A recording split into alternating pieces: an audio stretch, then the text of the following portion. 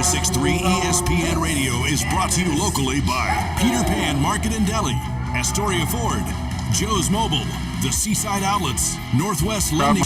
You're tuned in to ESPN Radio on 106.3.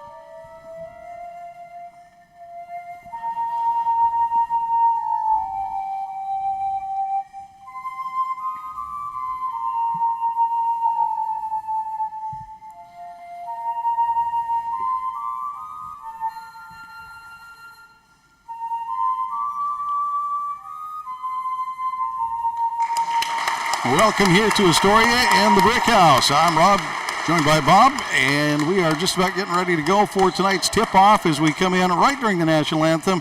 Excellently performed on the flute, I believe. I was trying to find where she was staged, but one of the band members came over. There she is, retreating back to the band, and a great rendition. Unfortunately, I didn't get the name or the protocol for the national anthem tonight, so... congratulations. We're back on the air with basketball and excited for another season. And Bob, I'm excited for another season to call a game or two with you. So welcome back to the headset. Yeah, thanks for having me, Rob. It's another year. Here we go again. Here we go again. Gears. A little let off after the football season and a little bit of a delay in getting started for the season. We hoped to get on the air last week, but unfortunately delayed due to not Astoria's reasons, but my own. So good to be back on the headset myself. And we are excited for a good season of basketball for the Fishermen, and it's hard to believe, even though this is our first broadcast, they're already 10 games into it. As the lights go out, we get ready to go to bring out the Astoria Fishermen onto the court, as we are just a little late for the 5:30 tip-off. But for the Astoria Fishermen girls, a little bit of a tough start to the season, and it all has to do with the fact, and maybe you can overhear it, sophomores and no seniors. Yeah. Great team, finally retired, went on to college, and that'll happen. You got to rebuild every once in a while. Every now and then you got to rebuild. Brand new coach for Astoria this year. We'll talk a little bit about that. We'll talk a little bit about Scappoose, and we'll get more information as we move forward through the night. Thanks to Coach Rube and Dane Gow for bringing you the Rube Report ahead of tonight's broadcast. As always, make sure you catch up each and every Friday night and find out what's going on with Astoria High sports. And soon, Rube will not be making his picks, but you never know. Dave might have him start picking the Japanese bed-making contest or something. I don't know. It's on ESPN 12, I believe. We'll be on the Ocho now. Yeah, we'll be on. When it comes to the Japanese bed-making, I think they jump right past it. Once again, the Fishermen and Scappoose Indians getting ready to go here at the Brick House, and music is down, the lights are on, and we're just about ready for tip-off. And like I said, a young team for the Scappoose Indians. They bring in a couple of seniors, one senior at least, and a lot of juniors and a few sophomores. But for the Fishermen, well, it's just like I said, sophomores, a few juniors, some young talent for the Fishermen. Quinn Gore going to get the tip. Yeah, quick run. Let's say it's Kaya Gore. Quinn Gore is her brother. that's the next game, Rob. Just, you know, it's one of those muscle memory kind of things. Yeah, sure used to. It's even the same number, so. Right? All right, tip off. We'll try to get the starting lineup and everything rattled off as we get going. Taken away. Great job by the Fishermen as it is taken away, controlled by Barnsey. Okay, Barnsey passes it off to Svensson. Svensson's going to dribble the ball around. Younger Svensson, not Haley Svensson from the softball team, which will be honored later here tonight. Gore dribbles, retreats off the wing, looks again. Passing back up to the top. And Fishermen trying to move the ball around, get a shooter free. Barnsey now on the other wing. Passing across to Gore. Gore with a lane. She goes up and will drop the first bucket for the Fishermen. Kaya Gore Number 0, sophomore, scores first in tonight's game. 7:18 on the clock, and a long three taken by Scappoose. It's off the glass and tipped. Barnsey controls the rebound, and that is Lila Malloy with the long shot and miss. Pass down below, out, and a great shot for the Fishermen. Unfortunately missed, and Fishermen control the offensive board. They'll move it around, try to set it up. Nobody guards Gore, so she'll step up, take the three off the back iron. Rebounded by the Fishermen, another offensive board. It is Maggie Fallure, and we are familiar with that Fallure name. Maggie Fallure for the Fishermen. Controls the ball, goes out of bounds. Barnsey will get it in. Overpass to Gore down low. She'll retreat to get it at the high post, and Fallure up, and little contact, couldn't get it to fall. Barnsey controls the offensive board. Svensson up and in for three. That is Kylie Svensson, the young freshman. Kylie Svensson drops one for three, and a quick timeout for the Scappoose Indians. Fishermen take control of this one 5-3, and you might be thinking, why on earth is Scappoose battling and panicking a little bit here with a 5-3 start? It's a 5-0 start. Or 5-0 start, excuse me, I'm looking at the score. You got a three-pointer. Three-pointer, so what you've got here is Astoria Fishermen coming into this one at 3-7, the Scappoose Indians coming in at 9-4, and in the Coapa League, Astoria 0-2, the Indians are at 1-1, and this is a tight battle. This is a chance for Astoria to say, hey, you know, we're not just these young, untalented group of girls. We're here to fight. We're here to scrap. And they did that against Seaside on Tuesday, a game we were unfortunately unable to broadcast or see, but they fought in the first half. We're only down by a handful of points, 4 points. They just couldn't quite continue that mustard all the way through, and a bad second half got the Fishermen there. But here, they have come out strong defensively, offensive boards. Maggie Fallure on the arm as heading to the rim for the Indians was Bailey Humbert, guard, sophomore. And as she tries to drive to the lane, she is fouled on the arm by Maggie Fallure. That is her first, obviously, as it's the first foul of the game. Free throw is up and off the front iron. She'll get one more attempt. And early in this one, the Fishermen lead 5-0, 6:23. This is the first attempt that the Scappoose Indians have had no defender in their face trying to score here. Yeah, strong defense for Astoria. And the dribbles, the shot, and that one, nothing but net for Humbert. Fishermen get the ball in, getting a little pressure from the Indians. They break the press, and driving the lane, kicking out to Barnsey off the baseline, off the back iron, no good. Tip back to Barnsey by Gore, and Barnsey's going to grab it, get tied up.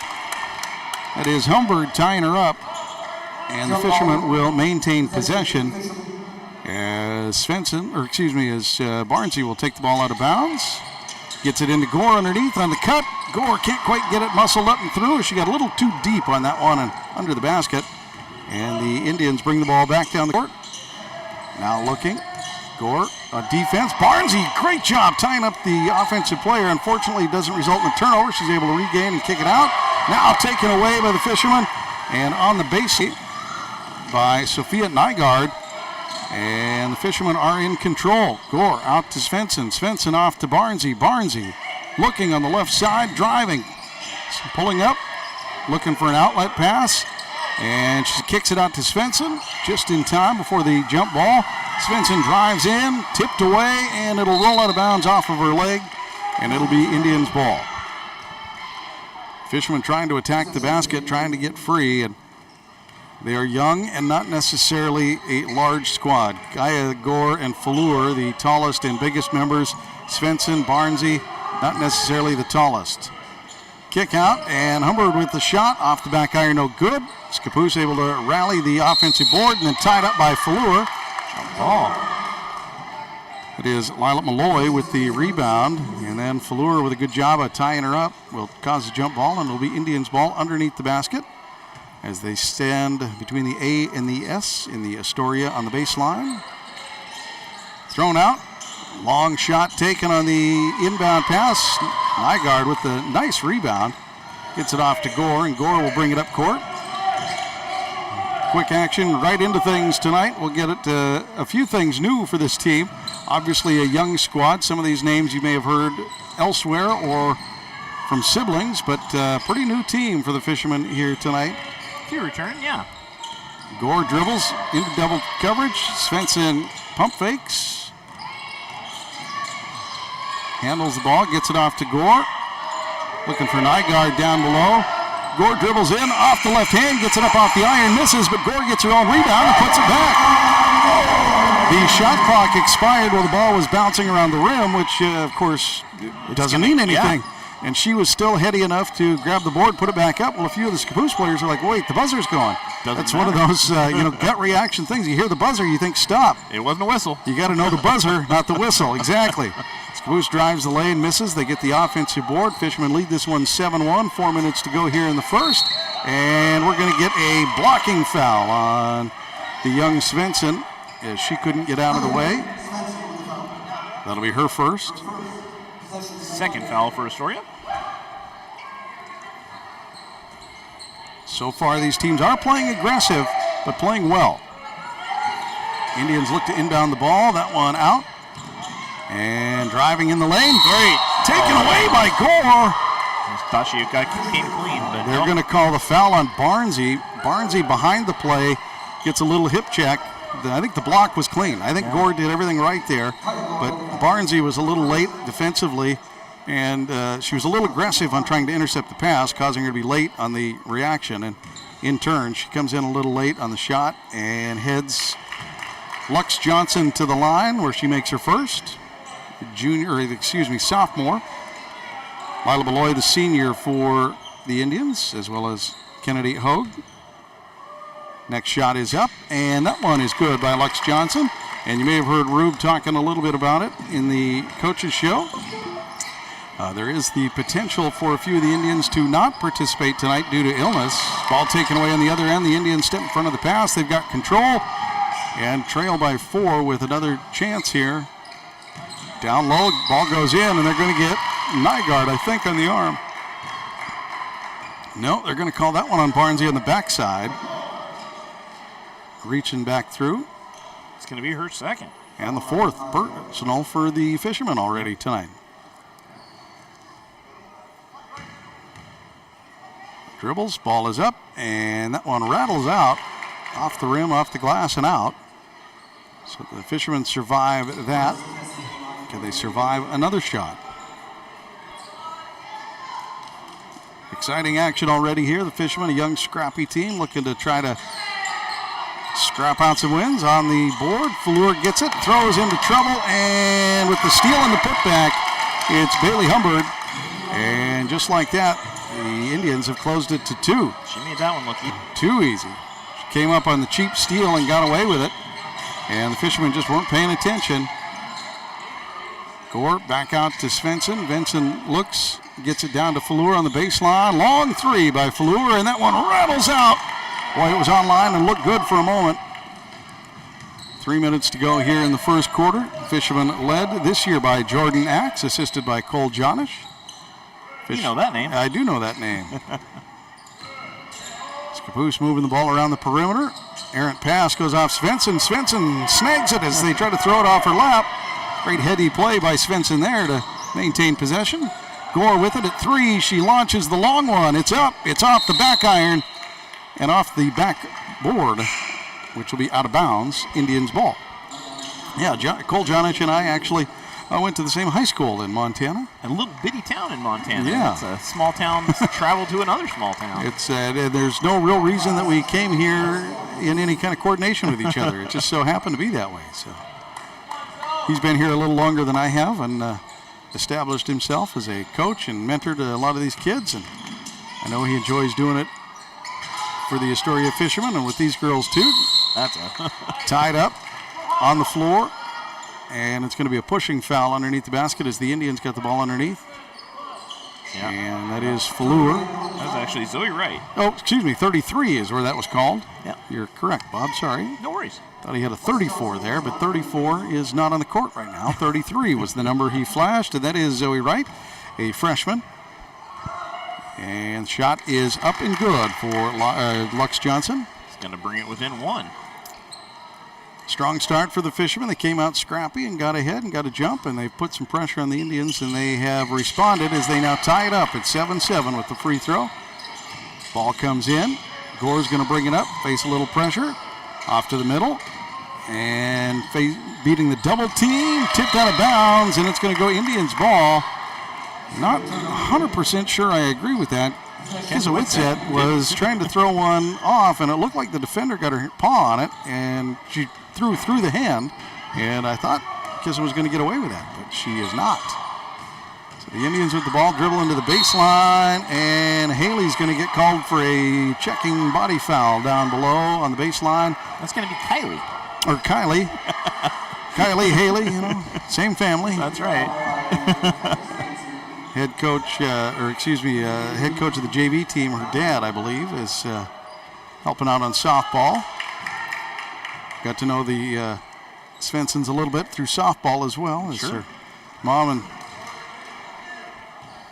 sit next to us for quite a few of the games. Yeah. First one is a miss, and second one is up, and that one finds the net for Lux Johnson. And the lead. The lead, yeah, indeed. 8-7 here with 2:10 to go. Fishermen having a little bit of trouble with this press. This time Gore does a good job of getting the ball down, and off to the outside, long shot, little errant, little rushed. Barnesy comes up with the offensive board. Back out to Whitsett. Whitsett's going to turn, look, get it back to Barnesy. No, errant pass a little too far inside, tipped away, and the Indians have control and a chance to extend. But Kaya, what a great job, pokes it free. She's got a one-on-one situation, does the crossover, and can't get it laid in, and tried to get a little too far across herself and kind of got out of sorts there and just didn't have great body control to get the ball up and in. On the other side, the Indians miss a long three, and Barnesy rattles in the rebound. Lila Malloy couldn't hit from the far baseline, and Barnesy brings the ball down. We're going to get a timeout by the Fishermen. That'll give us a chance to catch our breath, too, as the Indians have battled back here. 8-7 is the score here in the first, 1:22 to go, and like I said, the Astoria Fishermen led by a lot of youngsters. Jordan Axe, the head coach, assistant coach Cole Jonish. There are some seniors on the roster. Kate Barnesy is one of them. Ayla Gustafson is another, although Ayla Gustafson doesn't have any experience. Sure. So, you know, it's one of those deceptive senior things. Like, yeah, she's a senior, but she wanted to come out this year. She wanted to help out the team, and she's doing that. I'm sure she is. But it's one of those situations where you can't just throw her into the fire. No, exactly. She hasn't learned the program, and But kudos to her for coming out. I've always said, you know, if you're in high school, don't wait. If you don't do it as a freshman, that's fine. Just get involved. Get out there and be a part of something. So good to see her on the court, cheering on her friends and teammates. And Barnesy will inbound the ball after the timeout. Defender jumping in her face, gets it in. Long pass to Gore is far enough off that Whitsett rattles it down on the far baseline. Back out to Gore. Gore fakes, drives the lane, steps through, and off the iron, no good. I think we're going to get a little push on the hip as she went up. 21 is the assessed foul. Grace Kessie, sophomore, picks up the foul for the Indians, and that'll send Gore to the line, and I believe the first free throws for the Fishermen tonight. You are correct. Rattles in, out, off the glass, and away. That is one way to defeat a team or battle a team, is get to the foul line. Yeah. Something new this season. We're live on YouTube today with basketball. First time we've done that one. Second shot is up and good, 8-8. If you get a chance, we have the live stream of the contest on our YouTube channel, ESPN 106.3. Find it, listen there, or listen, of course, at ESPN106.3.com. Tell your friends, your family, and if your dog enjoys it, I guess let him listen too. Taken away on the other end, the Fishermen do a great job jumping in the passing lane. That is Zoe Wright going coast to coast, and she gets attacked from behind. And the young freshman will head to the free throw line. Great takeaway on the baseline, and she was able to basically outrun the rest of the team with the ball and get down and try to get a shot up. Of course, they came in from behind, contested. I believe that was against 41, Aubrey Haas. Free throw is good. Fishermen pull back ahead, 9-8. 45 seconds to go. And for the Fishermen, coming into this one at 3-7, battling the 9-4 Scappoose Indians, I think this is exactly what they would have preferred as they push the lead now to 2. 10-8 with the made free throw. Look, you're not going to come in and blow a team like that out, so keep scrapping, keep fighting, keep it close. That's right. Give yourself a chance. Ball into the paint, turn, double team. Barnesy wraps up the... No, that is Zoe Wright once again. And what a great job. Zoe Wright ties up the interior offensive player. And the Fishermen win the jump ball there, so it'll be 34 seconds to the quarter's end. Gore, Barnesy, back to Gore, back to Barnesy. Try to beat the press, back to Gore. Gore turns, dribbles, waits, off to Whitsett. Whitsett back to Barnesy. Barnesy launches a 3 off the iron, no good. And the Indians will take possession, and 16 seconds remain as they try to come up with something. And they get the ball around the edge, and a long shot out in the corner, no good. Gore's got it. She's got 7 seconds, a long time to go. Down to Whitsett, and out of bounds.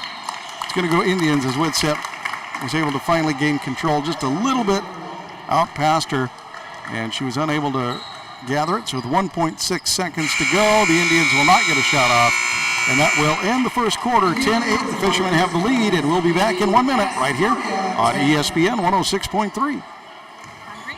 Thirsty? Cooking something delicious?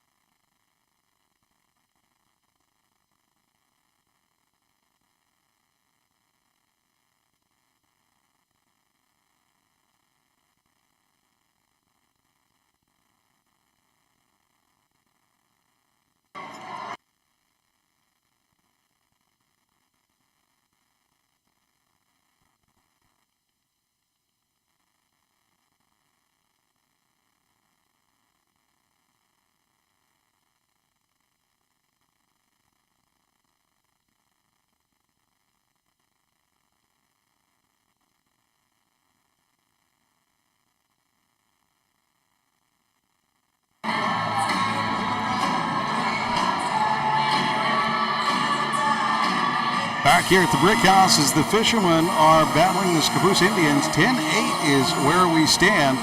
The Fishermen and Indians battling in a tight contest, and we expected as much between these two teams as the Indians come in rated well, tipped away by Gore, and the Indians are able to get control back. Now the Fishermen trying to retreat to get back on defense here with just under 8 minutes to go as we get the second quarter underway. Indians in the paint, triple team, kicked out, and kicked across. And a stutter step, jump shot. That one finds nothing but the net for Aubrey Haas.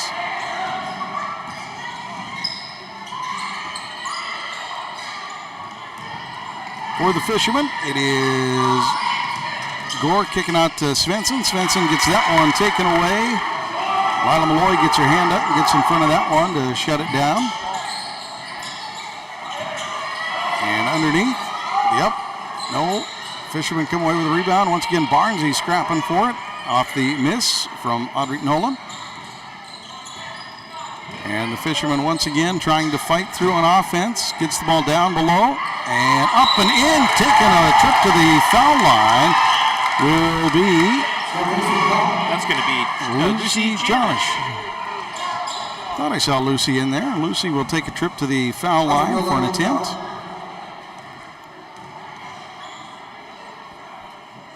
First one, rattles around and drops in.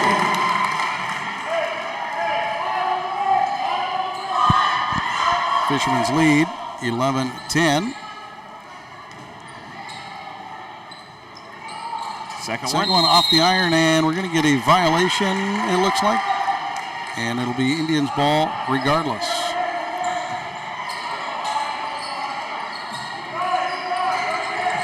And immediately taken away. And trying to go up with it. Gore does a great job of fighting that one off and then going back up. She'll take another trip to the foul line. Took it away and immediately fouled.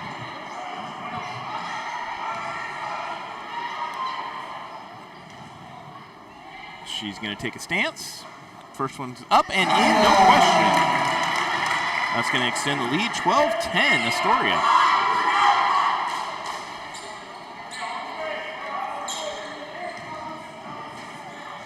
Once again, takes a stance, shoots, and rattles it out. Off the front iron and off, and what a great job by Svensson. Rebound handled by the Indians, Audrey Nolan, for a moment, and then Svensson got in there and tangled her up. Got the jump ball. They're going to get another possession here, Bob. The other team can't score if you never leave it from your tee. That's true.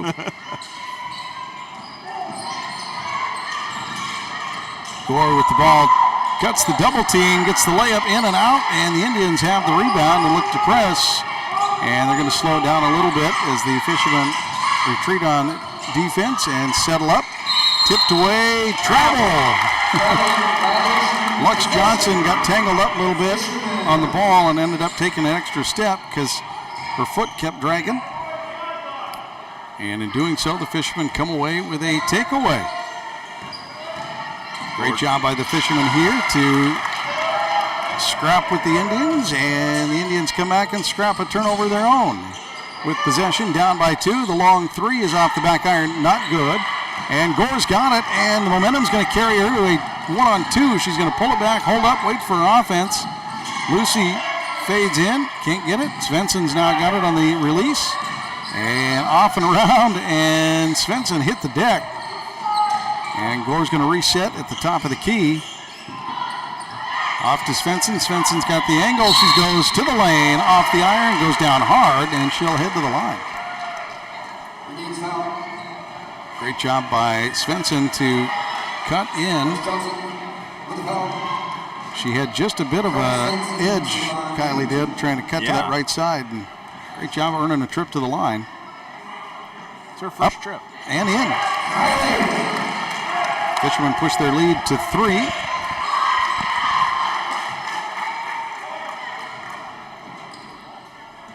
Lucy Jonish, Zoe Wright, Kaya Gore, Haley Svensson, Kylie Svensson, and Barnsey still in the game. I'm going to make that mistake a few times. I'm not going to lie to you. As soon as you get it right, we're going to switch to softball, and you'll do it all over again, I'm sure. The good news is both of them are playing softball, I think, so. Push. Svensson's going to grab another one here. She came in aggressively trying to get the takeaway, and she'll pick up what is now her second. It'll be her third. Third, okay. It's also a little bit confusing because her sister helps out the basketball team on the end of the bench, so. See her face down there and start getting confused. Yeah. Indians have the ball under 6 minutes to go here in the second quarter. The Fishermen do lead 14-10 early in this one, and the Fishermen put a little pressure on. Ball's tipped, Indians control. And the Fishermen trying to put a little full court pressure on. Won't come up with enough to get the turnover. They'll retreat into regular defense here. Barnsey letting the player drive down. Going up and strong for the Indians is Kessie. And the Fishermen now trying to break the press. And an ill-advised pass. Zoe Wright knew it as soon as she did it. They were trying to get Maggie Fleur on the right side, and Fleur was Zoe Wright threw it back. Zoe Wright threw it back across the half-court line. And as soon as she let the pass go, you could kind of see her go, oh no, I can't take that back. Can't reel that one back, so no good, yep. Nygaard will come in and give Jonish a moment on the bench. She'll grab some water, and Fishermen will keep their squad in and try to keep this 2-point lead. The Indians have a chance to tie things up. Tipped away by Wright. Wright's going to get away with it here, and they're going to catch her with the travel. Broke that foot. She did a great job of wrestling the ball away and trying to push the ball down the court. Got tangled up just enough. The defenders did a good job of not grabbing the arm, and she just unfortunately... Yep, it's just going to happen sometimes. Tangled a foot. She unfortunately didn't have a teammate to get it to. That pass is out by Barnsey with it. Tipped from behind and out of bounds. It should stay with the Fishermen, and will, as Barnsey hits the deck on her hip. Got her foot tangled a little bit. Kicked out from underneath of her. Didn't go too hard down on the hip, so she'll get back up. Inbound the ball for the Fishermen. Looking out to Gore. Gore fakes, drives, retreats, and pulls it back. kicking out. Zoe looks. Nope. Nice pass to Fleur, who can't come up with the basket. Going up strong. She couldn't quite get it up over the defender. But what a great pass by Zoe Wright. Little no-look, quick touch pass. Fishermen had a great opportunity there. That one's going to go off the sideline. Indians recover, stepping in front, tipping the pass away, and now they need to recover as the ball goes all the way to the other baseline and across and up and no good. And we're going to get a foul underneath as the offensive board was handled by Grace Kessie. You're going to say that was against Maggie Fleur for her second. Maggie Fleur for the Fishermen. Sophomore, wears number 32 here in their home whites. Purple stripe up the side. A lot of pink shoes tonight. That one is up and in for the Indian shooter, Kessie. Fleur is going to take a seat on the bench, get a chance to sit here with 4:36 in the second quarter. Always a fun night in the brick house. It's good to be back in and enjoy it. Got the big Astoria the Astoria Ford flag falling at the Fishermen's center court for the national anthem. Gotta love that. That free throw is good. Tie ball game here at 4:34. Gore off to Whitsett. Whitsett looking. She's got Nygaard. Nygaard goes past the defender, up and in. Great job by Sophia Nygaard. Steps past the defender and lays up a nice one for the Fishermen to regain the lead, 16-14 here in the second quarter. Indians moving the ball around the perimeter, dribble in, dribble out, and here we are, passing around, trying to move the ball, trying to find an opening against the zone defense.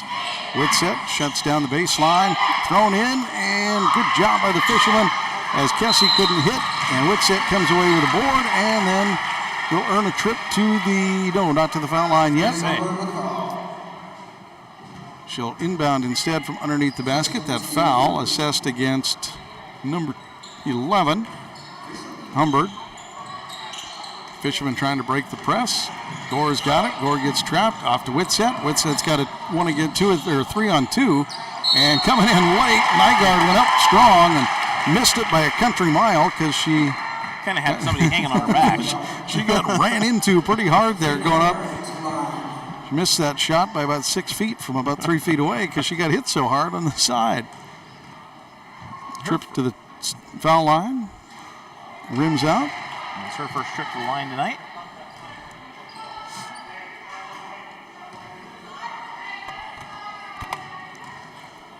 Second free throw is up, and the high arcing shot is good. Fishermen push their lead to 3 and put a little pressure on the Indians on the other side, see if they can force another turnover. The Indians pushing the ball down the court, down to the right side, down to the baseline, down to the post player, and up and in. What a great shot by Kessie. She's tough to deal with down there. She's got good size, and nice little jump hook there as she gets that one up and in. That one taken away by Gore. Gore got it taken away, I should say, excuse me. Right on the sideline, jump ball. Possession goes to the, and I believe tying her up on that side. I think that's number 30 on that far side, but there's no 20. It must be 20 Nolan that tied her up. It is number 1 or 0. 21. Far side shot, off the iron, no good. Offensive board is up and in. That is Nolan with the putback. And the Fishermen lose the lead, 18-17. Gore gets past, and she's going to pick up a foul.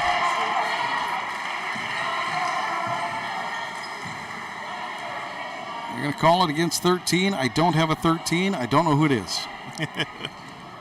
We can make up names now, That's right. That's the way that works. Sarah Smith picks up her first. Gore steps. And the game is tied once again, 3:09 here in the second quarter, and the Fishermen have drawn even at 18-18 against the Scappoose Indians. Indians coached by head coach Craig Moore, assisted by Abby Mabry. And Gore will give the Fishermen the lead. That free throw pushes it to a 1-point lead, and with 3:05 to go, the Indians have possession. Fishermen retreat to play defense. Indians move the ball around the perimeter. Still moving, trying to find an opening in the zone defense. Dribbling in, Going up strong, unable to connect, and Whitsett almost came away with the board, but doesn't. Tips it away from the offensive putback, and Gore comes away with a loose ball. The Fishermen avoid. That was actually Whitsett tipped it over to Gore there. And over and back. 10-second call. Okay. She didn't get across the center court in 10 seconds and gets the call. I can read her lips from here. She said, that was the fastest 10 seconds of my life, but it was 10 seconds. It was. 19-18, Fishermen with the lead. The Indians with possession and 2:35 on the clock here in the first half. Indians moving the ball around the perimeter, trying to find that crack. And Barnsey with a great job, steps in front of the pass, gets it off to Whitsett. Whitsett trying to drive down, gets it tipped out of her hand, and it's on the ground. Barnsey on the ground for it, jump ball. I'll tell you what, you know, it was a real sad day when I couldn't call a game with Shelby Bruni in it. But if I had to pick another dog in this fight, Kate Barnsey is just a dog. She picked up some tips, I think. Yes, she did. Because she's all over it tonight. And by dog, I mean that, you know, that she's kind of that scrappy. junkyard dog. Yeah, she's scrappy. She gets on. She's just a problem. Yep. Fisherman with the ball. Jonish spins, gets it kicked out to Gore, sets the screen. Gore off the screen, up and in. Great job as she gets it over the front rim and in. So 2 minutes to go. The Fishermen push their lead back to 3. And the Indians now try to respond. Driving the baselines, kicked out of bounds. It should go to the Fishermen. Absolutely. That was right off the toe of Kessie. It's another situation where the Scappoose Indians team and this young freshman, or this young team of the Fishermen, are going to battle for a number of years because they're both young, and you're going to see this. Jonish sneaking on the backside, gets too far underneath and a little out of sorts and can't handle it. Indians have the ball, trying to get down the court. And up and under, can get it. Jump ball. Gore ties up the offensive rebounder and going to go out of bounds with it. Kennedy Hogue gets tied up with Gore, and Indians will maintain possession. Thought we might get a travel there for a second. I thought it was a hopper. And they may have determined that the ball was tipped out of her hand. Up and in that time by Kessie. There's a chance if she lost possession in the air, you can regain possession, and it's not a travel. Yeah. And maybe that's what they determined, is there was just enough out of her hand. Jonish drives the lane, gets blocked by Kessie, and on the other side, the Indians come down with a chance to take the lead. A couple of backwards passes, no good. Barnsey rips it away. Again. A minute to go. Barnsey will bring it down the court. And off to the wing, to Whitsett. Timeout taken by Astoria. Axe, the new coach for the Fishermen, wants a timeout. You know, and I got to, I guess, not necessarily walk back my statement on about Kate Barnsey being a dog. You know, those who listen or don't know sports might hear that the wrong way. She just is a scrappy junkyard dog kind of player. She's willing to wrestle. She's willing to fight. She's willing to not necessarily throw elbows. I'm not saying she's mean or dirty or cheap, but boy, oh boy, if there's a scrap, she's willing to jump in it. She'll jump in to protect her teammates. She'll jump in to grab a loose ball. She'll fight for rebounds. And what's so great about that from a player like Kate Barnsey is she's not huge. No, she's not a big player. So it's just fun to see. I just enjoy that style of play. Yeah. Obviously, you know, Shelby Bruni was that style of play a lot of times. A lot of finesse on the offensive side, but a good scrappy defender. And Barnsey has filled that role well. From the inbounds, Gore misses the baseline drive. And with under a minute to go, the Indians have a chance to take the lead. 21-20 is your score here in the second. Around the perimeter, baseline drive. The underhand shot is up and laid in. A nice little finesse shot there from Malloy. And with 35 seconds to go, the Fishermen now try to make some noise. The Indians come away with a turnover. And up, and that layup is in for Bailey Humber. And the Indians take a 3-point lead themselves. Whitsett with the ball. She gets hit. Whitsett gets it tipped away and then hits the deck again. And with no defenders left to go back, the layup is up and in by Kennedy Hogue. And the Indians all of a sudden grab 5-point lead. with 3 seconds to go before half. Blitzset gets one up, can't get it to fall, and that'll do it for the first half. The Fishermen trailing this one by 5 now, 26-21. We'll shut down for halftime for a moment, come back and recap and talk a little bit about what we see and look forward to the boys' game a little bit later. Don't forget about that coming up. At halftime of the boys' game, got some fun things going on and hopefully some guest interviews here coming up tonight as well. So for a moment, we'll step away, we'll catch our breath and get ready to bring you half 2 in just a minute right here on ESPN 106.3.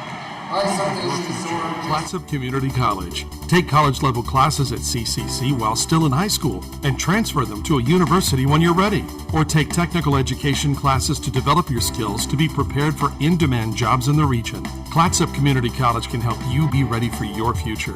Contact the admissions office or check out clatsopcc.edu for more information on all the programs and transfer options available. Start here, go anywhere with Clatsop Community College. Hi, folks. These sports teams that we follow pride themselves on a long tradition of excellence. The same goes the place you choose for your home loan. Northwest Lending Group is one of the longest continually operating mortgage lenders in Clatsop County. We've been here over 20 years. I invite you to give us a try. Let us show you how we've earned over 98% customer satisfaction rating. Find us at 1227 Commercial Street in Astoria by phone at 503-325-4116 or apply online at nwlendinggroup.com. Northwest Lending Group is an equal housing lender. NMLS 1469420, ML2891.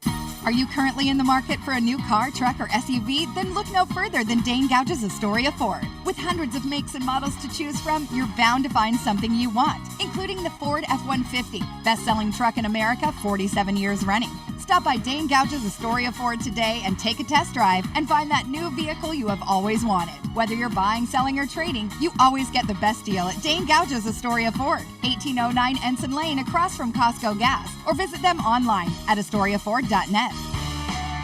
Seaside Outlets, over 100,000 square feet of savings and shopping. Great food for every member of your family. Featuring great names in retail like Nike, Eddie Bauer, Pendleton, Bath & Body Works, Rack Room Shoes, Rue 21, and Carter's. And it's all just a few blocks from the beach. Plus, there's no sales tax. Seaside Outlets, 1111 North Roosevelt Highway 101 and 12th Avenue. Visit seasideoutlets.com. Joe's Mobile in Astoria, the home of Mobile Synergy Fuel and Diesel. Also, last-minute groceries, snacks, cold beverages, hunting and fishing licenses, propane, firewood, and so much more. Pump your own fuel during overnight hours or get friendly full service during regular daytime hours. EBT and all credit and debit cards are accepted. Fuel and Diesel, 24 hours a day, 7 days a week. Get your mojo on at Joe's Mobile. 1701 Marine Drive in Astoria.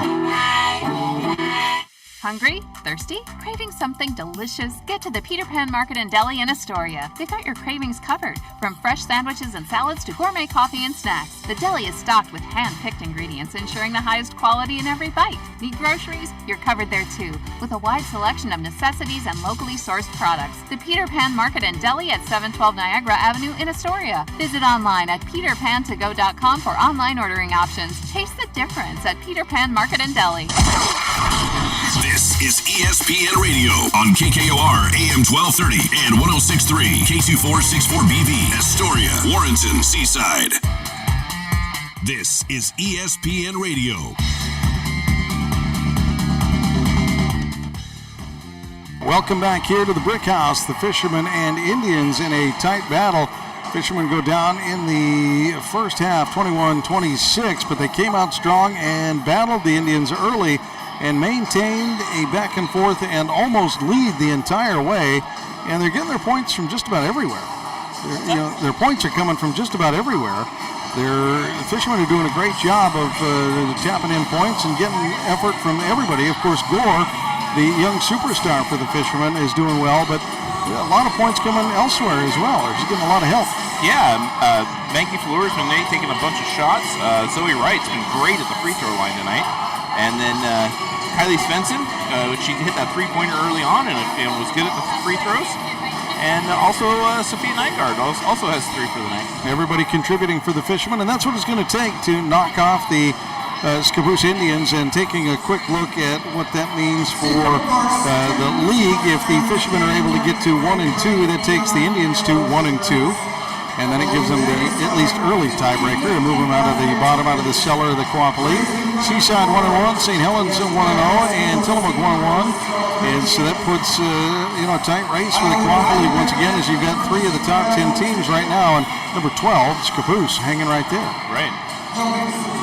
Taking a look across the state, Staten, as usual, is near the top of the overall record, 9-2, and ranked number 1.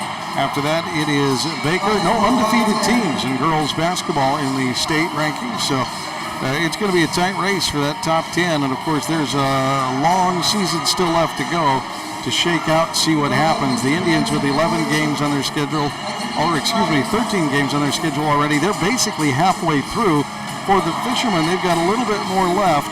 They've got 10 on their schedule. They're going to get a game against North Kitsap, Washington, coming up on Monday the 19th. And then they've got some more, of course, league games to go. And, it's just, I hate to be cliche, but it's just play one at a time. That's right. This team is going to be, fighting for it. It's not going to be easy. It's not going to be easy challenge for this young Fisherman team. They're young. They're rebuilding the squad for the most part. They've got a new head coach again. And it's just a matter of trying to rebuild that program a little bit to where you've got some stability, some longevity, and the good news is, if you could do that, you do have a young team. Now, it's going to be unfortunate. Kate Barnsey will be a loss for the squad. She's been a great 4-year player for the Fishermen on the basketball team, and you hate to see it for a senior like that to kind of come into a situation where it's going to be a fight. But I kind of think that Kate Barnsey likes the fight. Yeah, definitely. And she's been to the state tournament twice. Right. She's had some success in the past, and hopefully she understands this is a year that it's not going to come easy. And like I said, I feel like she has that kind of personality that deep down there's a little bit of her that kind of likes the fight. Totally. So we're going to take another quick time out, come back, and we hopefully will have the second half tip-off for you in just a moment here on ESPN. Clatsop Community College. Take college-level classes at CCC while still in high school and transfer them to a university when you're ready. Or take technical education classes to develop your skills to be prepared for in-demand jobs in the region. Clatsop Community College can help you be ready for your future. Contact the admissions office or check out clatsopcc.edu for more information on all the programs and transfer options available. Start here, go anywhere with Clatsop Community College. Hi, folks. These sports teams that we follow pride themselves on a long tradition of excellence. The same goes for the place you choose for your home loan. Northwest Lending Group is one of the longest continually operating mortgage lenders in Clatsop County. We've been here over 20 years. I invite you to give us a try. Let us show you how we've earned over 98% customer satisfaction rate. Find us at 1227 Commercial Street in Astoria, by phone at 503-325-4116, or apply online at nwlendinggroup.com. Northwest Lending Group is an equal housing lender. NMLS 1469420, ML2891. Are you currently in the market for a new car, truck, or SUV? Then look no further than Dane Gouge's Astoria Ford. With hundreds of makes and models to choose from, you're bound to find something you want, including the Ford F-150, best-selling truck in America, 47 years running. Stop by Dane Gouge's Astoria Ford today and take a test drive and find that new vehicle you have always wanted. Whether you're buying, selling, or trading, you always get the best deal at Dane Gouge's Astoria Ford, 1809 Ensign Lane across from Costco Gas, or visit them online at AstoriaFord.net. Seaside Outlets, over 100,000 square feet of savings and shopping. Great food for every member of your family, featuring great names in retail like Nike, Eddie Bauer, Pendleton, Bath & Body Works, Rack Room Shoes, Rue 21, and Carter's. And it's all just a few blocks from the beach. Plus, there's no sales tax. Seaside Outlets, 1111 North Roosevelt Highway 101 and 12th Avenue. Visit seasideoutlets.com. Joe's Mobile. Fuel, diesel, groceries, snacks, beer, propane, hunting and fishing licenses, firewood, and so much more. 1701 Marine Drive in Astoria. Coming in, going out, or passing through Astoria, Joe's Mobile is your one stop where the people are friendly and the store is stocked with everything you need. All debit, EBT, and credit accepted. Joe's Mobile. Mobile Synergy Fuel and Diesel. Pump your own 24 hours a day at Joe's Mobile. Wait for it. At Joe's Mobile.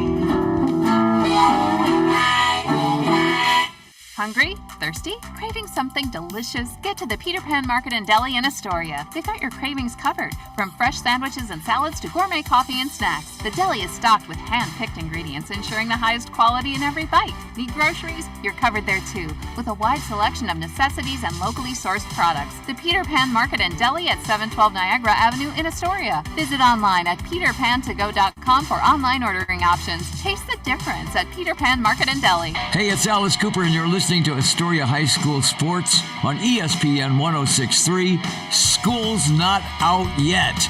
I'll tell you when. Thanks to Mr. Alice Cooper for bringing us back here. Second half, under 8 minutes to go. The Fishermen with possession. They inbound and have the first look.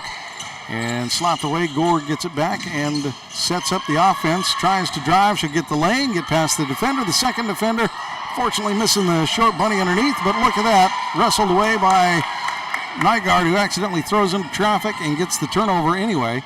Fishermen now on defense will defend these Scappoose Indians, who surged late in the second quarter to pull ahead 26-21. And welcome back to the Brick House. I'm Rob Kovacs, joined by Bob Wilkie. Half two for tonight's contest as the Indians move the ball around the perimeter, trying to find an opening. Fishermen maintaining that zone defense. Svensson back on the court. Ended up getting her rear on the bench a little bit in that first half with 3 fouls. Yeah, it happened quick too. Pass thrown down below, tipped away on the ground, and kicked out. And great job. Takeaway. Great takeaway by Nygaard as she sticks her hands up. Svensson now with it. Great job. Nygaard goes down, wrestles it away, and before she travels, kicks it off to Svensson, who is able to get it up the court and to Gore to set up the offense. Down in the corner to Barnsey. Barnsey looks, gets it in. Nice job to Fleur, up and in, and the Fishermen score the first points of the game and of the second half. Great look by Nygaard there to get it to Fleur. Fleur did a great job of busting to the lane, avoiding the foul, and getting up. And the kickoff. The Indians get the rebound. No, it's going to get tipped away and go to the Fishermen. Short jumper missed in the middle by the Indians. Lila Malloy couldn't connect. And the Fishermen with possession. 3 points down. Will have a chance to close the gap. Beat the press. Nygaard is a 2-on-1. Tries to get it out to Barnsey. Barnsey there you go. Fighting on the baseline. Jump ball. Gets out of her hands a little bit. Errant pass, but she wrestles it away. And although it goes to the Indians, you got to once again applaud the effort by Barnsey to scrap for it. Yeah, they didn't get a chance to run it down. She's like, nope.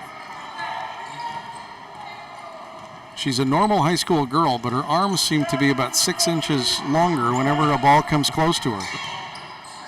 Tipped up and away. Indians looking, trying to find a space in that Astoria zone. Can't get it. And the step through up and off the iron, no good. The Indians fight with it, and instead Svensson's going to come away with a loose ball. She's got a 1 against 3, and she wisely backs it out, pulls up for 3, and off the front iron, no good. Trying to tie things up with 1 bullet and couldn't quite do it. So with 5:30 to go, the Indians have possession again. And this time down onto the left side, fake shot, travel, yep. She faked the pass and then didn't dribble in time before that back foot came up. Fishermen need 1 more player off the bench. There they go, got it all figured out now, and now we're going to inbound it on the sideline, not from the baseline, as Svensson gets reassessed by the official into the right spot. And there we go. Gore brings it in. 5:20 to go. Back to Svensson. Svensson's going to come up off the Barnsey to the left side. Looking, trying to get it into Gore. Can't get Gore. Hits Nygaard up top. High post. Nygaard's going to kick it out. Gore drives in and kicked out. That was Johnish blow they were trying to get the ball to, excuse me, as Gore was on the other side. We're used to Gore wearing the tight bun up top, and she's got the big fluffy ponytail on tonight. Indians with the ball. Top of the key. It is Kessie passing the ball around as they try to get the exchange. The long shot is up, and Kyla Brainerd. We've heard that name before. She fires one in. Kyla Brainerd, the junior. And the press is going to stay with the Fishermen as Haley, I'm going to do it. I told you I was. I'm going to just stick to Svensson. Kylie Svensson gets hit out of bounds in front of her bench. Helped up by the opponent. She's all right. And Barnsey will inbound the ball. Baseline to Nygaard, down to Gore. Gore looks. Got Barnsey up top, and no, off the back iron, but Gore is right there to put it back up. Oh, excuse me, Jonish. Jonish is long and tall and lean, just like Gore, and from the side, they're hard to tell apart. Great job by Jonish to get the rebound, try to go back up with it. The Indians will choose to take a timeout here.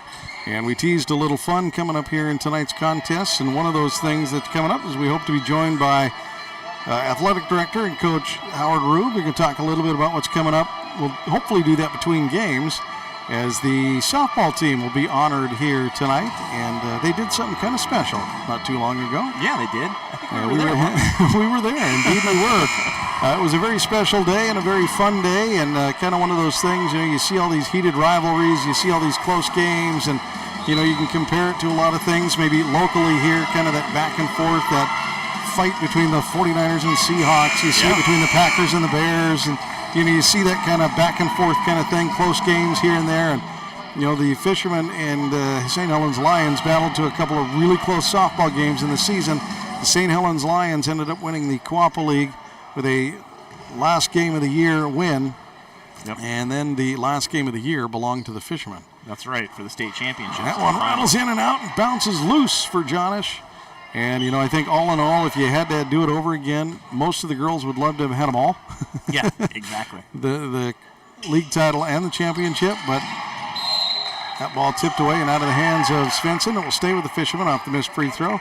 And, I will give kudos to St. Helens Lions. I'm going to cheer for Astoria. Yeah, I want Astoria to win. We're calling their games. But I tell you what, they were a great fight for the Fishermen. Oh, it was two evenly matched teams over and over and over again. Missed by the Fishermen, gives the ball back to the Indians. And on the other side, Gore blocks it out of bounds. It'll be the Indians' ball underneath the basket. Great defensive play by Gore, as the Fishermen try to hold steady here, trailing 23-29 with 4:07 to go. And in the third, excuse me. And shot is up and good off the inbound. It's off the glass, no good. The Indians will get the long rebound on the baseline, kicking it out. And great job there getting in the face is Jonish. Shot is missed, and Barnsey snags the board. We'll bring it across the timeline. Gets it down to Svensson. Svensson across to Gore. Gore looks and brings it around. Looking for Jonish or Nygaard. Couldn't find it. Tried to get the skip pass, and unfortunately it is out of bounds. Turnover. And with 3:40 to go here in the third, 29-23, the Indians are maintaining their lead. Fishermen looking for a little bit of fight left here, and Barnsey's going to get a chance to catch her breath and get into the next round.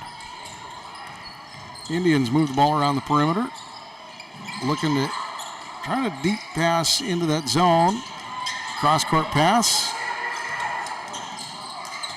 Now back up to the top, back out to the right. Long shot is up and good. And Caleb Brainerd drains that one to push it to a 32-23 lead.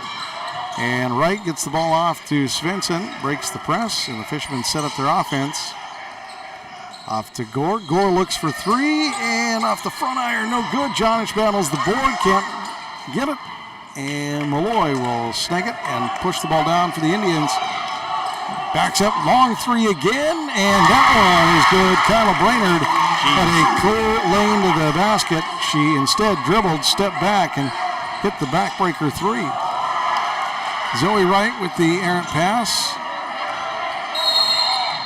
Timeout taken by Coach. Jordan X decides to stop the play, and wisely does so, as the errant pass was probably going to cause a 10-second penalty in not getting the ball across the timeline because of the backward errant pass from Zoe Wright. So wisely bails out his team with the timeout, and with that timeout, that will help out immensely. Definitely. As the ball will now get reset, that 10-second resets, and it costs you a timeout. Yeah. can't take them with you. You might as well use them, right? Might as well use them when you can, and if you can help bail out your team, well, bail out your team. There's certainly no shame in that game. That's how it's played. Timeout taken. The Fishermen and Indians regroup, try to regather, and the Fishermen need to try to find some of that fight they came out of the game with. And we talked a little bit about this with the game on Tuesday against Seaside. They fought hard in the first quarter, first half, went in just down a handful of points, but just could not muster enough energy and fight to continue the whole game, and ended up falling in that game 58-37. And the Fishermen come into this with a 3-game losing skid. They'd love to end it here and upset the Scappoose Indians, who come in after beating Tillamook and falling to St. Helens in their last 2 contests. Svensson, deep pass taken away, telegraphed way too much, and that interception will give the Indians a block shot. Great job by Gore to get her hand up and not get the foul and get the block. And Brainerd, deep 3 on the baseline, can't get it. Jonish snags the board, gets it out to Gore. Gore sets up the offense and gets the ball across the timeline. And Gore up at the top. Off to Svensson. Svensson looking, trying to drive in. Does. Floater off the glass and in. Great job by Kylie Svensson to get the ball up and in and draw it to a 10-point ball game. She's not tall, she's not big, but that was a great job, great effort, and a great arc to get over the defenders and get the basket. And Gore comes away with a steal. She's got a disadvantage and will retreat. Let the rest of her offense come in. And set up off to Svensson to the right. Svensson looks, dribbles, kicks back to Gore. Gore, late coverage, and Zoe Wright hits. No, off the glass and no good. She follows up with her own board, gets it to Svensson. Svensson has that one tipped. Jonish tries to grab a hold of it. Should be a jump ball. It is. Jonish gets tied up with Brainerd, and it'll stay with the Fishermen. 25-35. And the inbounds pass deep to Gore. Gore passes up the 3. Kicks it off to Svensson, who will set up the offense. And into Nygaard. Nygaard, good job defensively to cover. And Wright with the shot up off the back glass. No good. And the Fishermen, with 1 minute to go here in the third, they'll try to come up with another defensive stop. Ball gets in. Great job by Jonish to reach in and rip it away. Great defensive play as that goes off the legs of Kessie. She just reached in and poked the ball loose, and Kessie, it went off her thigh and out of bounds. And great job by Jonish to reach around and poke that one free. Lucy Jonish, the freshman. And travel.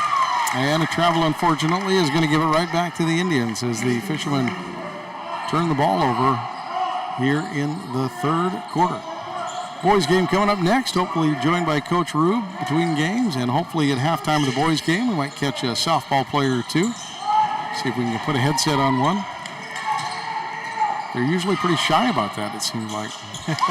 Driving the lane and up and good. Lux Johnson drops one in and pushes the lead, 37-25. Fishermen trying to break the press. Get the ball down the court. Gore. Nygaard on the baseline. Errant pass is going to be tipped and go back to the Indians. 28 seconds to go here in the quarter. The Fishermen show a little pressure. And now we got a timeout taken on the sideline by the Scappoose Indians. Craig Moore wanted to chat with his team about the setup for the inbounds play. 28 seconds, 37-25.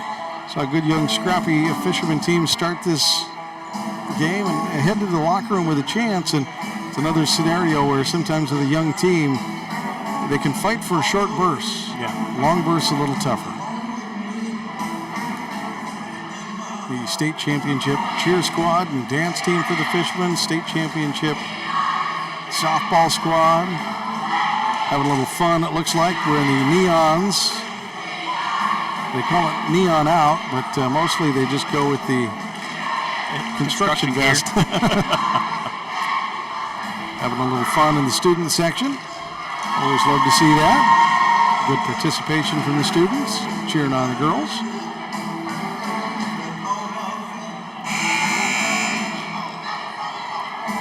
Boys looking pretty good this year. We'll talk a little bit more about that between games and as we get closer. But tonight we're certainly cheering on the Fishermen girls basketball squad as they push to improve this season and build on something. That's the big key, and it's really hard. They've had 3 coaches over the last few years, and it's really hard to settle in with stability. You got to find some of that. You got to build a little bit of a culture. You got to build a little bit of mentality and mindset, and it just takes time. And with these young players, you got to play some games. You got to play games. You got to play together. You got to just repetition is the key. That's right. Indians with the ball, 10 seconds in the quarter. Looking, driving against Gore, no good. Ripped away, Kessie over the top of Nygaard, and it's going to go in.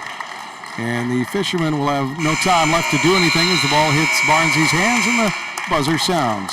We'll come back for the fourth quarter in 1 minute. Stay with us right here on ESPN 106.3 as we bring you Astoria High Fighting Fishermen basketball. You're tuned in to ESPN Radio on 106.3.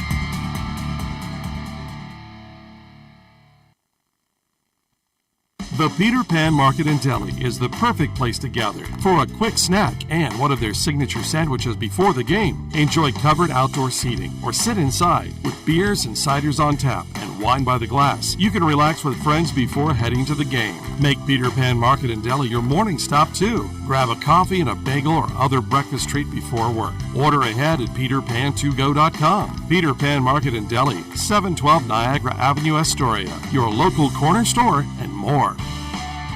Seaside Outlets, over 100,000 square feet of savings and shopping. Great food for every member of your family. Featuring great names in retail like Nike, Eddie Bauer, Pendleton, Bath & Body Works, Rack Room Shoes, Rue 21, and Carter's. And it's all just a few blocks from the beach. Plus, there's no sales tax. Seaside Outlets, 1111 North Roosevelt Highway 101 and 12th Avenue. Visit seasideoutlets.com. Coach Rube from Astoria High Athletics. I want to thank everyone for listening to tonight's broadcast on ESPN 106.3 FM.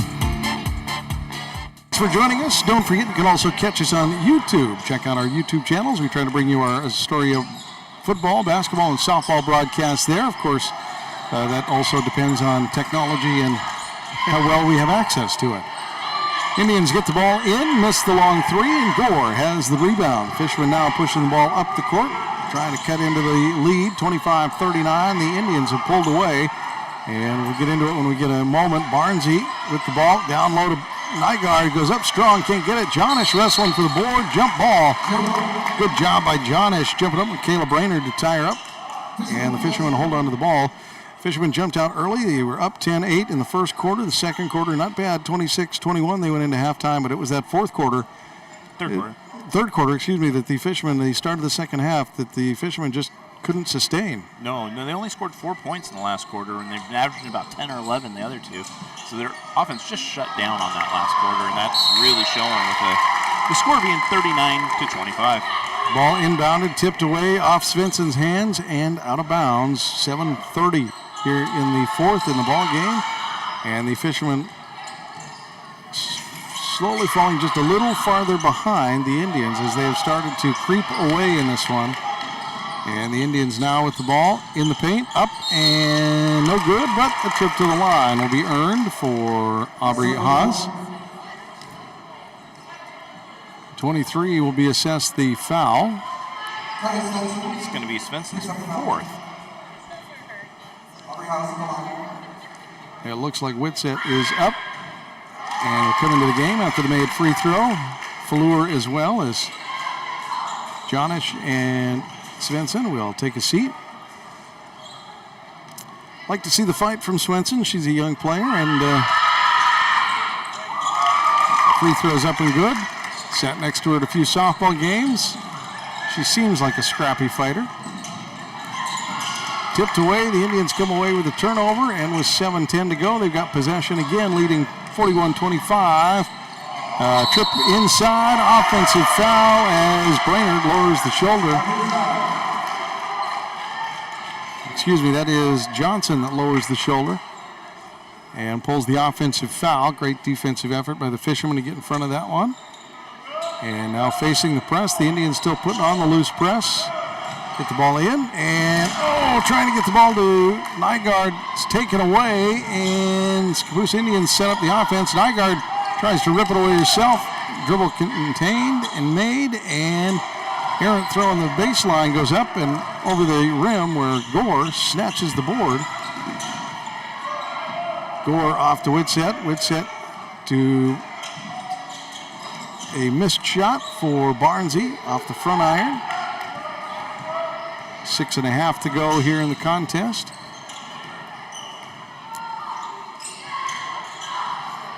High post entry pass, back out. Indians trying to find a little bit of a crease in that defense. The defense doing a pretty good job. It's the putbacks and just some of the turnovers that the Fishermen can't contend with, as the drive on the left side by Kayla Brainerd is good. Fishermen doing a good job there not to pick up the foul on top of it. Gore brings the ball down to the corner in the baseline, and will get bumped. And I believe number 2 is going to get credited with this foul, Lux Johnson.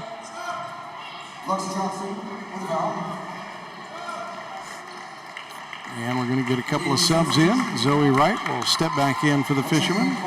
Coming back in for the Indians, Kessie.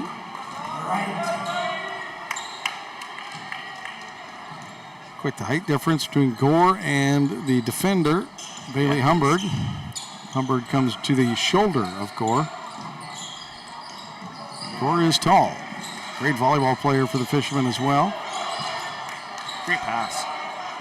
Fleur at the high post, drives in, gets tangled up, throws one up, and she'll take a trip to the line. And I think it's number 13, Sarah Smith, the invisible roster player. I'm just making up names now. She got a little pop in the chin there as she tied up Fleur, and Fleur fought through it. And I think Fleur's back of her hand came up, popped her under the chin a little. Off the iron, no good. Which in itself isn't a foul. It's just flailing hands at that point after you get attacked. Right. And I think the defender was like, maybe I shouldn't have fouled there. I think I came away from the wrong end of this. Fought the law and the law. Exactly. That one is up and good for Fleur. And for the Fishermen, they'll put the press on, try to get some turnover from the Indians. And they're going to break the press, get down the court. Kessie goes up strong and lays it in. Fleur lays back a little on defense, trying not to get the foul, and does a good job, but not good enough. Kessie is a strong player. As Gore has it, needs to get it across the timeline, does to Whitsett. Whitsett down to right. It's intercepted as she tries to hit Nygaard on the baseline. Not a great pass, but Nygaard laid back. She needed to come forward on that, attack the ball. Indians pushing the ball around the perimeter. Content to slow play it a little bit, but will drive in. Great job by Nygaard to poke it free. But I think they're going to catch her with the foul. Yeah, they poked it just a little too far. Came in there and got a good stab on the ball, popped it up, tried to get the turnover, but a little too much arm in the attempt. And that will send Bailey Humbird to the line, 5-foot sophomore. Shot is up and off the back iron, no good. Under 5 minutes to go in the contest. Fishermen trail in this one 26-45, unable to muster points in the fourth quarter, just the one. And once again, it's the second half for the Fishermen. They came out strong, they came out fighting, but not enough legs yet. Yep. Shot is up and good.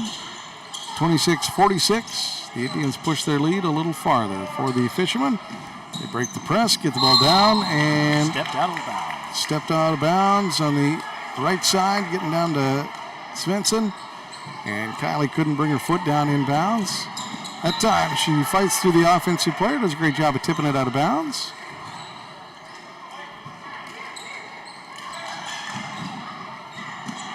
And on the sideline, errant throw.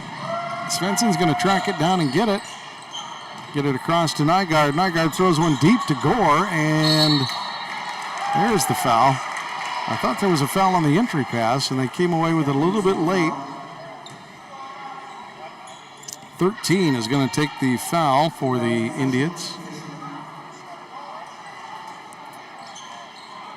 Nygaard inbounds it out to Gore at the top of the key. Gore drives into the free throw line.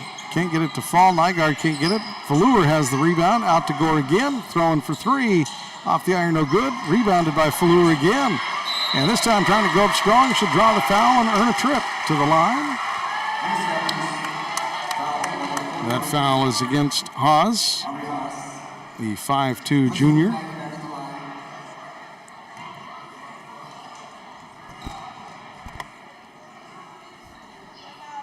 Fleur up and off the front iron, backing off. Thought that one might get the shooter's roll there, but it did not. 1 for 3 tonight. Brace on her right knee, blue shoes, and makes the second. Gore defends the inbounds pass. The Fishermen try to get some pressure, try to get a turnover. And they're going to make the Indians work for it for sure. And a great takeaway by Svensson. She's got it and gets attacked from behind and showing a trip. I think, are we at the bonus yet here? I don't believe we are, Rob. That's going to be foul against Hogue, and it will earn a trip. Okay, it is. It is the bonus. Okay.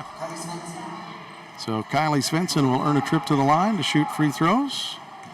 I don't recall seeing her at the line yet. First one is off. She had one trip earlier. Okay.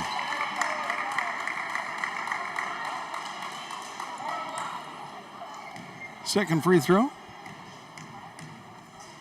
And she dips, throws, and that one rims out. Can't get it to fall. Kessie with the rebound, and the Indians will push the ball down and try to take advantage of the quick turn. Kessie in the key, back out. Triple teamed away. And good job by Gore to step in front of it off to Whitsett. Whitsett's going to push the ball down to Nygaard, who tries to get it to Svensson. Svensson gets a hold of it out to Whitsett. Whitsett for three, off the iron, no good.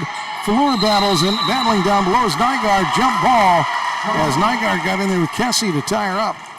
Great job by Nygaard to fight for that rebound. It's going to go with the Indians in the possession arrow category, but it's going to go for the Fishermen, an effort there. That one tipped away. Gore trying to get a hold of it. She's on the ground, and we're going to get a hold.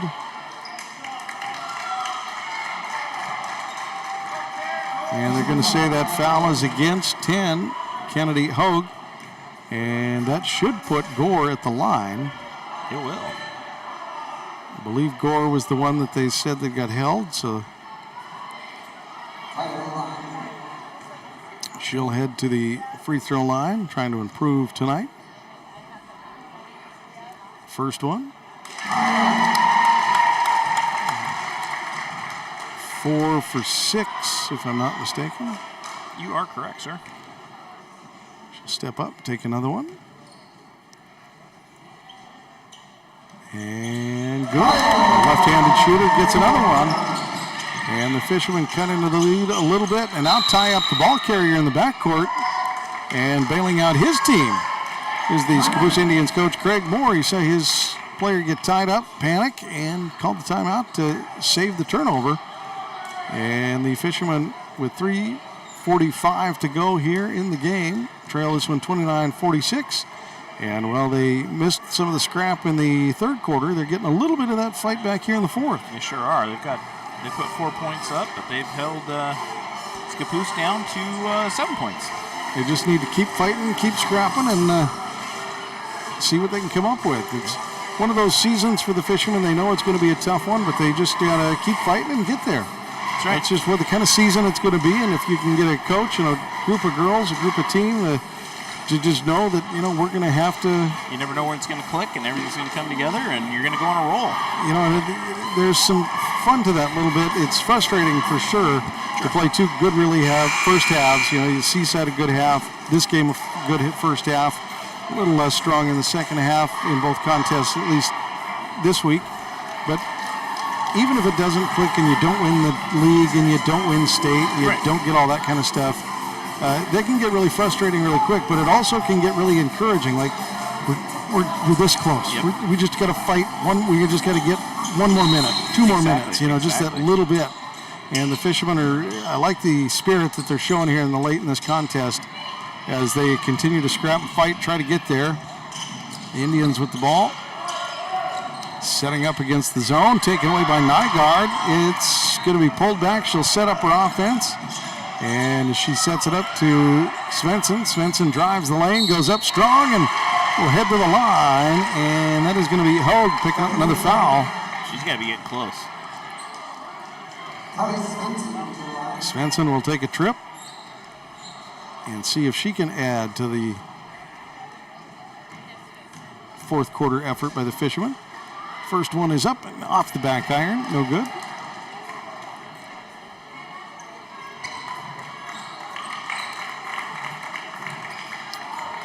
Substitution change for the Indians. Looks like three new players come in. And that one is up and good. Kelsey will stay in for the Indians. She is their superstar. Fishermen get the tie up. Gore gets the takeaway and back up. No good. Can't get it to fall. The Indians get it back. No, it's back off to Nygaard, who hits the fall away. Great job by the Fishermen to come away with 4 points there, 32-46. And another little bit of pressure. Indians this time get out of it, get the ball across the timeline, and now the Fishermen need to retreat, set up on defense. Coach Axe begging for his team to fight and keep swinging, keep cutting into that lead. 1-2 points at a time, that's all you got to do. The Indians moving the ball around. Trying to find a crack. They got it down to the low post, up, and good job by Fallour to defend the pass. Wrestles the rebound away. She's got it. She's going to clear it herself. She's going to go coast to coast with this one as she goes up and in. Maggie Fallour with a tremendous play for the Fishermen. What an effort. That was great. Indians on the other side against Maggie Fallour. She gets the block on defense. Out to Gore. Gore. She's got a one-on-one. She cross-step up and off the iron. She's got it on board. She's going back up and off the iron. No good. Kessie with the board. The Indians have possession. 2 minutes, 46-34. A lot of excitement there the last little bit. The Indians moving the ball around the perimeter once again, trying to find that cutter in the lane. Deep baseline drive. Picked up, kicked out, off the knee. Retreat shot. Tipped away. Gore is going to have it. And the Fishermen come away with a turnover. Off to Nygaard. Nygaard drives. Defender can't get there. Tipped away. No foul called. And it's going to be a turnover. The Indians with the call. The fans wanted the foul, and it was close, but Nygaard got into trouble there, got into traffic, and I think it's a good no call, honestly. I agree. Defensively, Fishermen trying to fight again. Baseline shot is up and in. And hitting the shot, Kennedy Hogue gets raked across the hands after the shot, and that'll send her to the line for an and one.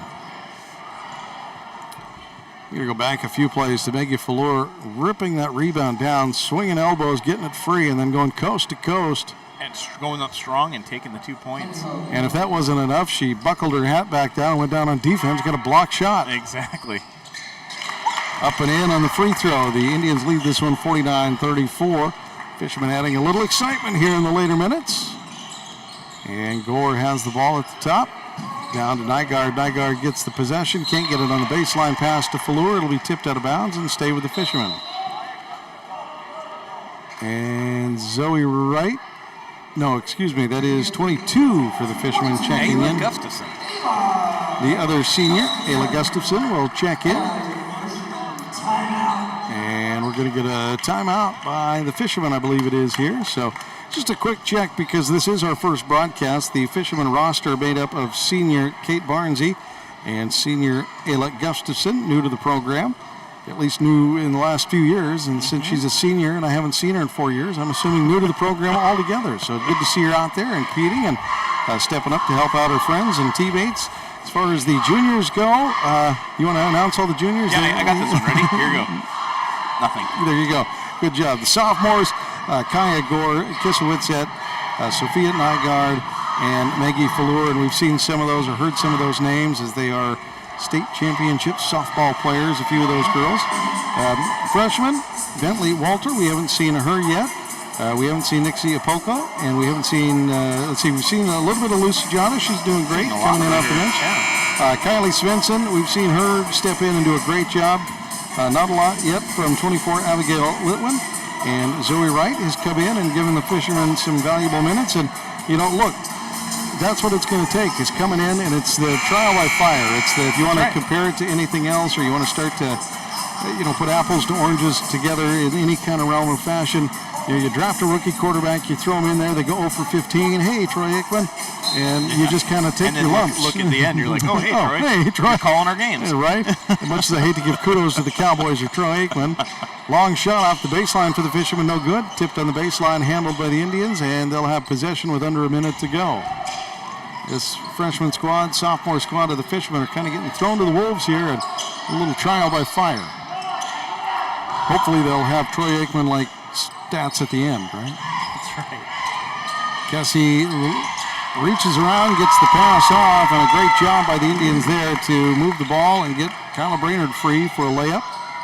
Under 30 to go, takeaway. Indians have it. Kessie's going to drive. Barnsley's going to step in front of it and say, I don't think so, and hold her off on the arm, and that is kind of one of those things that I do appreciate about that kind of tough player. Yeah, I'm not letting you get a cheap one in here. That's right. You're going to earn it. You want 2 points, go to the line and get them the hard way. Uh-huh. Or, I guess, after I foul you. Not a blatant foul by any means, but she definitely defended her strong. And going up with the shot, Kessie hits the first. Now, there's always one or two players that you just kind of pick out. You just like the attitude, you like the fight, you like the moxie. Yep. I like the moxie. That one up and in from Kessie. Gore gets the ball across the timeline. Fisherman now off to Whitsett. Whitsett looks, trying to get Nygaard at the high post. She retreats from the key, doesn't get the call. Gore off to Whitsett. Whitsett to Barnsley, back to Whitsett. High post now to Abigail. Abigail turns and gets it off the glass. Gustafson drops one for the Fishermen.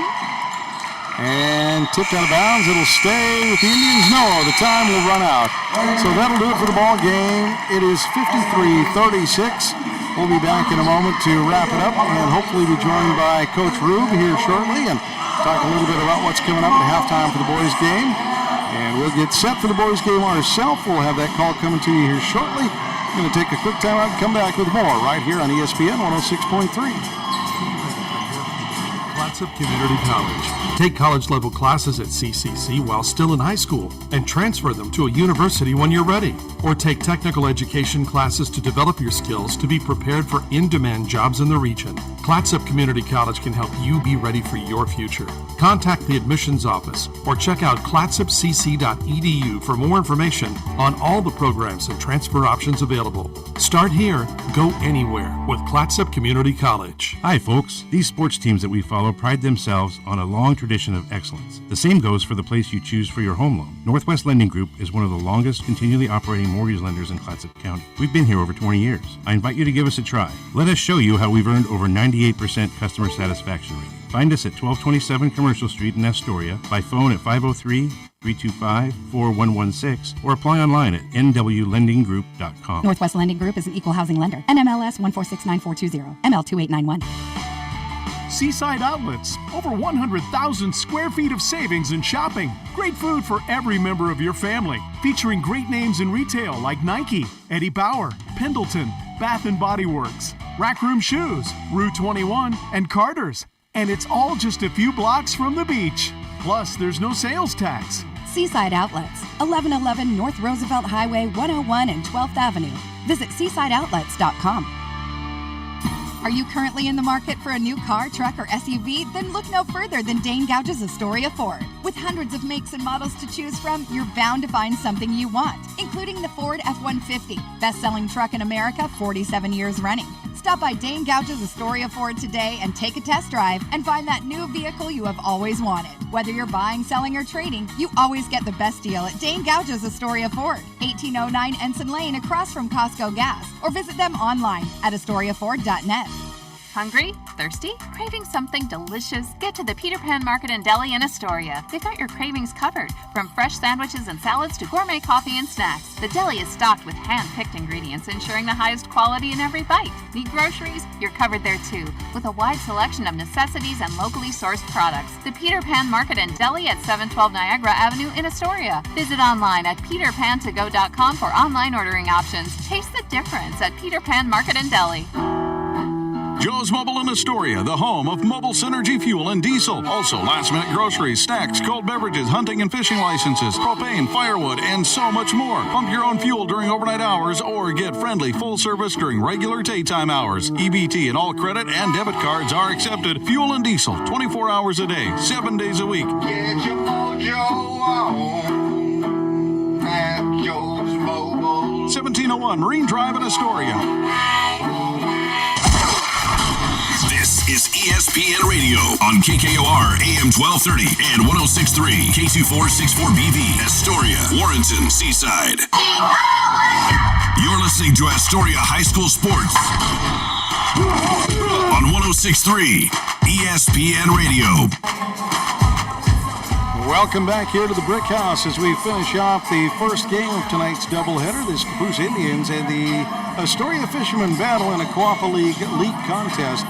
The Fishermen, unfortunately, will pick up their fourth straight loss, falling to the Scappoose Indians. And what started out as a tight, close, hard-fought game turned into a little bit of a runaway for the third Indians. quarter was real tough on the Fishermen. They unfortunately scored 4 points there and allowed Scappoose to get 13, and that was kind of the downfall when you look at the end of the score, because they lost by 13 points. You know, that was, they came out hard, they came out fighting, they just could not quite continue that fight all the way through. Yep. And, you know, we talked a little bit, that's kind of indicative of a young squad. It's just hard to maintain that fight and that vigor through 4 quarters as sophomores and freshmen against a more experienced squad. Exactly. It's just difficult. They did a good job against the Scappoose Indians, working shorthanded. For the Fishermen, we're getting ready for the boys' game here coming up in just a bit. The Scappoose Indians will go on to face Seaside, St. Helens, and Tillamook, all road games in their next couple of games. The Fishermen have a non-leaguer against North Kitsap coming up on Monday, then away in St. Helens, and then they'll head to Philomath, and they'll wrap up January against Tillamook and Seaside, and there's still a lot of games left to go, and I expect a lot more fight for this girls' squad as they move forward, and we hope to bring you more of the contest coming up right here on ESPN 106.3. Please stay tuned, and don't forget to follow us on Facebook and other places to find out when and where we broadcast. And when we do broadcast a game, don't forget you can listen to it live, ESPN 106.3, or YouTube. Find our YouTube channel, and we've got the broadcast there for you too, so make sure you find it. We're going to have the boys' game coming up in just a little bit. I saw Coach Rube walking around a little bit. Hopefully he'll find a way or a chance to come up talk to us a little bit about the festivities